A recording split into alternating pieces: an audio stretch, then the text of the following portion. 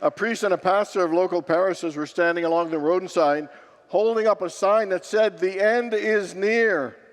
Turn yourself around before it's too late." And they had planned on showing this sign to every passing car. "Leave us alone, you religious lunatics," yelled the first car that sped by. And as he turned around the curve, the tires screeched and they heard a big splash.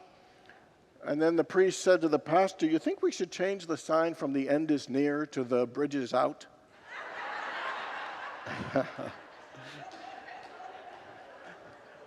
So, how many people have ever felt a bit stressed in your life? Anybody ever feel?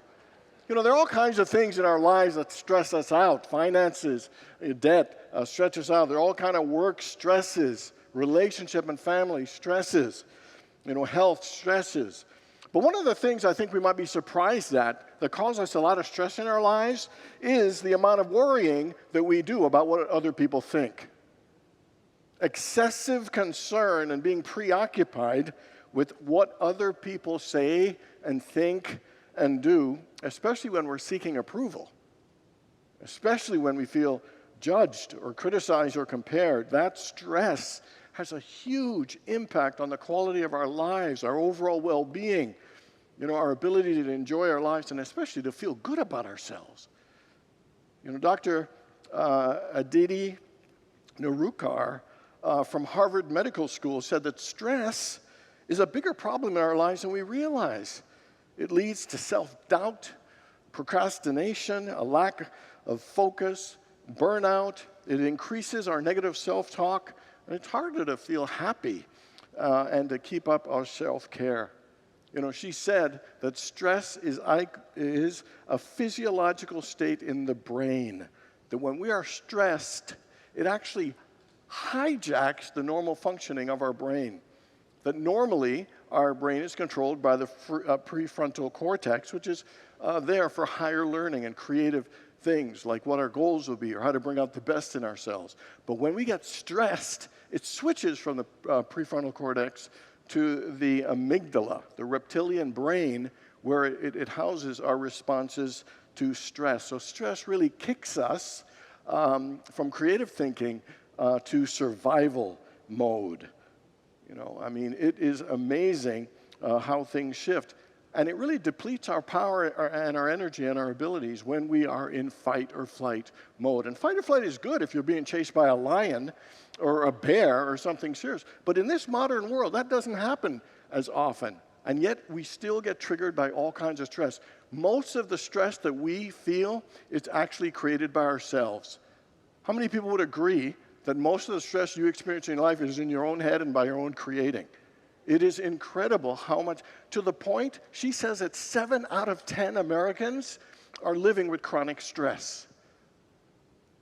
And so one of the ones that causes the most stress, again, is what we think about what other people are thinking or saying.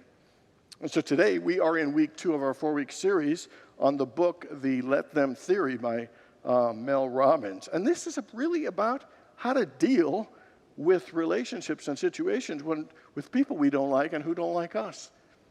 People who don't agree with our decisions, our choices, how we live our lives, how we parent our kids, how we dress, who we date. There are all kinds of things with people in relationships in our lives that we don't see eye to eye about. Political views, religious beliefs, within our families and our friends, our communities, we have a lot of stress related about our relationships and what other people think about us. And inevitably, that's always going to be a part of life, because there are always going to be different people with different values, different views and perspectives. And the more that we worry about what other people think, the more we give our power away. The tougher it is for us to feel peace and happiness. Mel Robbins says the thing that frees us and the real answer and solution to what other people think controlling our lives is to just let them. If they don't like you, let them. If they gossip about you and talk behind your back, let them. Because she said if we really want to achieve our goals, if we want to be more present, more self-confident, and happier, we need to stop allowing other people from stressing us out. Saying let them, is really a philosophy and a mindset and a practice that reminds us about four things. Number one, when we say let them, it really acknowledges that we don't have control over everything, particularly other people and what they say. So it really helps us realize I can't control that, so I may as well let go. Let them. The second thing is it releases the energy and stress and annoyance that we get pent up. It is our ability to say, no, I'm not going to take that on. That is not a weight and burden that I'm going to carry. That is not mine to do. And then the third thing, when we say let them, there's an element of trusting God and trusting life, trusting that things will work out. To let means to allow. So when we let them, there's a feeling of letting go and trusting that it's going to work out. And then the fourth one, when we say let them, is to give others the freedom to live their lives. Because it's their lives. It's their choices. It's their decisions. Mel Robbins says, the more you let people live their lives, the better your life gets. Think about that. Are there any people in your life that you're kind of not living their, you're kind of trying to live their life for them and you're connected to that? And if you would just let them live their life, realizing my life's going to get better. In fact, their life's going to get better as well. When we are stressed, saying let them is like signaling your brain and saying, hey, it's going to be okay. Everything's going to work out. There's nothing to really stress or worry about. You can't control any of this anyway, so just let them. It really calms and kind of resets the brain. Let them. Let them. Let them. Whatever's going on, let them. Because let them really is about peace. It's about letting go. And it is about freedom. The second part of it, from let them, it's let me. And let me is about reclaiming our power.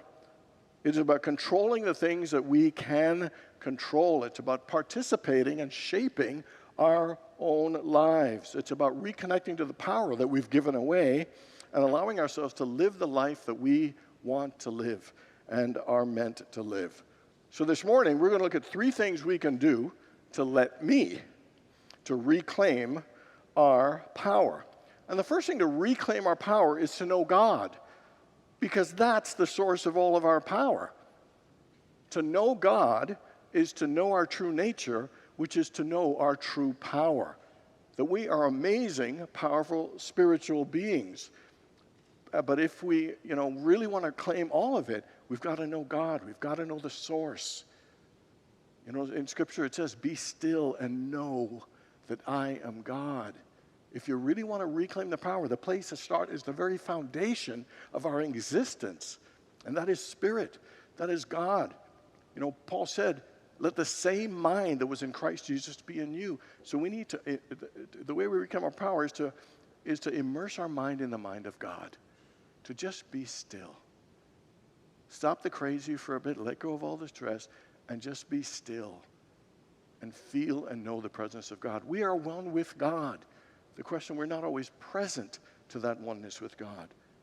The more we're still, the more we're centered and calm, the more we reconnect and become more aware of this incredible spiritual power and essence that is in us and is all around us, that is fully available to each and every one of us every day. To be still and know that I am God is to let God be God in us. To let God fill our hearts and our minds. Before you could say, let them, let me, we need to say, let God be the center and the focal point of my life, because that is where true power comes from. And so, what I find really, really amazing is that we're one with God. This power comes from God, and yet sometimes we think we're powerless. Even though Jesus said, you are the light of the world, that you shall do the things that I've done and even greater things than these, that you are created in the image and likeness of God, you have been given dominion and authority over all things, you are the temple of the living God, the kingdom of God is within you. Even though Paul said, I can do all things through Christ who strengthens me, it's stunning how we believe that we're powerless. It's stunning how we act like victims. It's stunning how we try to blame other people for our own unhappiness. It's stunning how much we worry. It's stunning how much we live in fear. It's stunning, that we think we're not enough. It's stunning that we think we're capable. And so the important thing for us is to reconnect. If you really want to reclaim our power, we need to know God, to know the very source out of which all things are made possible, including ourselves. We are made of God's stuff. We're told that God is love, so we're made of love. We are told that God is a creator. That means we are creators. And we need to retrain our minds to reconnect with that power. I am the light of the world. Together, I am the light of the world. I am a child of God. I am the love of God. I am a powerful spiritual being. I can do all things through Christ who strengthens me. I am a powerful spiritual being. We are here to let our light shine. We are here. I love your enthusiasm, though. We are here to let our light shine. That we are here to make a joyful noise. And it's not dependent on somebody else's opinion. It is not based on someone else's judgment. Our own worth is not negotiable or something to bargain or something we need to get approval for. That is our nature. To know God is to know our nature. It is to know our power. It is to know the truth of who we are and who we came here to be. The fact is, you are a radiant, divine, soul-filled being. We all are. That is the truth of who we are. And so one of the things we need, by the fact that we do think we're victims and powerless at times, is to reconnect with that truth and to be still and know that we're a God. I wish we could just do one prayer and we're good for 60 days or something like that. Wouldn't you like that? But if you noticed, Jesus, every single day, he prayed in the morning, he prayed midday, he prayed in the evening, he prayed at night, every single day. And so it's not to make us feel guilty or ashamed or that we don't feel completely whole every single day and feel our oneness, but it means that we need to consistently practice and to consistently be still. Could you imagine making a commitment, if you really want to reclaim your power, to do 5 minutes of being still and knowing God 3 times a day? Would you be willing for your life, for your joy, to connect with God for 15 minutes a day, 3 times 5, of just being still and knowing that I am God, knowing your oneness, knowing the presence and the power of the living God, of this incredible intelligence that made the sun and the stars and the oceans, that made every cell of our being, is within us, and that we are an expression of that amazing spirit. Jesus said, you will know the truth, and the truth will set you free. That when we connect with the truth of our spiritual magnificence and our oneness with God, we will be free from thinking about other people's opinions. We will be free about letting what other people think or what we're afraid they might think affecting on how we choose to live our life and be who we came here to be. If we want to reclaim our power, the first thing is to know God, to be still and know God, so we can know our true nature, our true self, and our true spiritual power. The second thing to let me and to reclaim our power is to master yourself. You see, when we obsess about what other people are thinking or blame other people or think it's their fault, we unknowingly are handing them the remote control to our lives. And the way we get back that power is not by controlling them, it's by mastering ourselves. Self-mastery is why we're here.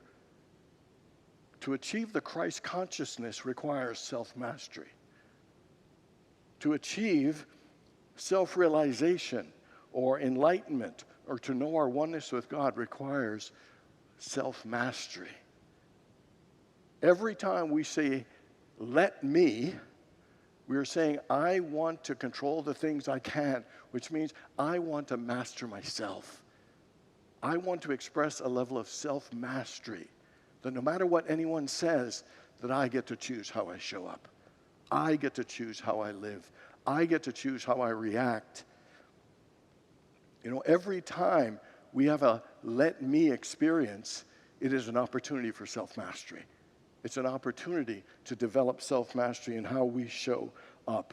But we have to accept 100% responsibility for our lives, for that self-mastery to actually take place. Because the fact is, every single one of us are 100% responsible for every word that comes out of our mouths. Every thought, every action, every response, every attitude or mindset, every choice we make, every result and outcome we have. The only way to develop mastery is to accept full responsibility for any and everything going in our lives, how we show up, how we behave, how we treat other people. For everything, we are responsible. When life is unfair, we are 100% responsible.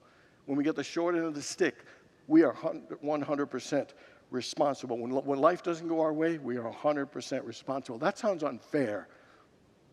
It sounds like a punishment. It sounds like a burden. But the truth is, 100% responsibility is liberating. It is empowering because it says no matter what, you're the one that has the choice and the power to make things better. You're the one that affects your own happiness and your joy. You're the one who picks how you will respond. And that is the path to mastery. It is the path to spiritual genius. Sometimes we think, oh man, I'm stuck, I can't do anything. That's a lie that we tell ourselves, and it's not true. Every part of our lives we are responsible for, and every part there is something we can take control of, even if it's just our perspective or our attitude. How many people watch America's Got Talent? Okay. How many people know the host's name, Terry Crews? Anybody know him? See him? Okay, Terry Crews was a football player. He was an NFL player for about 5 years. He, in the 90s, was trying out for the Washington Redskins. As a part of the tryout, he worked out with them for 6 months, and he got paid $200 a week. And so, but he was sacrificing everything for his wife and his 2 kids. And so he's practicing with them for this time, and he finds out on that Monday morning that he made the team. So he called his wife and said, honey, I made the team. You can sign up the kids for private school. And so they had a long practice. It was exhausting. He comes home. They ate. They celebrated a bit. As he's about to go to bed, he gets a phone call from the Redskins that says, hey, you got to come back to the facility and bring your playbook. And so he went in late at night to find out he was in fact cut, that they were going to bring in somebody else. He was absolutely devastated. But he said, my kids, my thing, that's running all in his head. And he was just so upset. He was so devastated. And what he found was you can't move very quickly. When you get cut from a city, you just can't get up and move. Short of going and living with his parents, I mean, it was tough. So he'd call his friends and say, what are you doing? He said, I'm getting ready for this week's game. So he felt left out. All his friends were like, we're on the team. And he and his wife just felt really lonely, because it was just them isolated in this town. And then he said he was really fighting depression. So and he had to take these jobs. So he was sweeping the floor. And he said he really struggled, like he felt like he lost everything. He was a failure. And so then while he was sweeping the floor, he said, what it would be like if somebody paid me $1 million to sweep this floor. How would I sweep this floor? And he started putting all his diligence and effort and intention into it. Then he got another job. He got a series of small jobs of filing papers at the VA. And he said, how would I file these papers if I was being paid $1 million? And he started noticing, he started forgetting about his problems because he was fully investing his spirit and his heart into everything he did and doing it at such a value. He was a security guard at some movie sets. And he said, how would I show up if I got paid $1 million? He pressed his uniform. It was pressed every single day. He had his flashlight. He had everything. He was on his game every day. He said doing that practice of showing up his best as if someone was paying him $1 million, that absolutely changed his life. It changed his attitude. He became a better football player, became a man. He became better at every single area. He has been the host of that show, I think, for 5 or 6 years. He's been in lots of different movies and TV series. And if you notice what he did, he was saying, let me. They cut me. I lost my job, but let me take control. Let me control what I can do. Let me bring out the very best in myself. And because he did it, sweeping floors, it was like a domino effect for every area of his life. And he is the success he is today because he took control and demonstrated his own personal power. To say let me is about mastering ourselves and mastering our ability to balance the let them. Let people have their freedom to think, and let me take control of what I can take control of. So let them ignore me, and let me love myself more. Let them gossip, but let me stand grounded in my truth. Let them cut me, but let me put my spirit into everything that I do. No matter what happens, let me says, I can respond positively and powerfully and bring out the best in myself. Just think of a situation in your life that isn't going as well as you want, where you might need to say, let them. But what about your let me? What do you want to do with your let me? Let me show up positively and with great joy. Let me treat people well. Let me learn and become a better person. Let me, be more masterful in the way that I interact and show up. It is a powerful thing to master ourselves. That's how we reclaim our power. That is how we say, let me, is by mastering ourselves, accepting full responsibility and showing up as if somebody was paying us $1 million to do whatever it is that we do. And the last thing to reclaim our power and let me is to choose our next move. Calvin Coolidge said, you can't do everything at once, but you can do something at once. How many people ever feel like you have to have all your ducks in a row before you start? Anybody ever be like that? You don't need to have all your ducks in a row. You just need to know your next duck, your first duck. It's like one thing you say, let them, but when you say, let me, it's what's mine to do?